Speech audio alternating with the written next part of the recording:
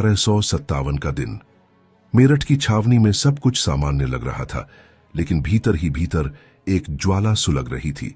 भारतीय सिपाही अंग्रेजों के अत्याचारों से त्रस्त थे और अब नई इनफील्ड राइफल के कारतूसों पर गाय और सूअर की चर्बी का इस्तेमाल किए जाने की खबर ने उनके गुस्से को भड़का दिया था। पहले ही 85 सैनिकों को इस कारतूस को नकारने के कारण दंडित कर जेल में डाल दिया गया था, लेकिन इस दिन विद्रोह की चिंगारी भड़क उठी। सैनिकों ने अपनी बैरकों से निकलकर ब्रिटिश अफसरों पर हमला कर दिया, जेल के दरवाजे तोड़ दिए और कैदियों को आजाद कर दिया। मेरठ की सड़कों पर विद्रोहियों का हुजूम उमड़ पड़ा। चारों ओर मारो फिरंगियों को के नारे गूंजने लगे। रात होते होते सिपाहियों ने दिल्ली की ओर कूच कर दिया। 11 मई की सुबह जैसे ही सूरज की किरणें लाल किले पर पड़ी, विद्रोहियों का दल दिल्ली पहुंच चुका था।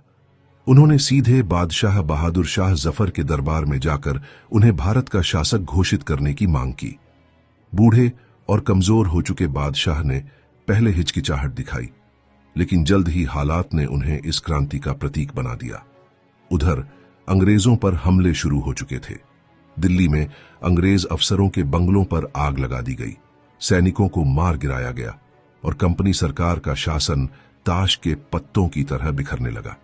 यह खबर जंगल की आग की तरह फैली और जल्द ही कानपुर, लखनऊ, झांसी, बरेली, इलाहाबाद समेत कई इलाकों में विद्रोह भड़क उठा।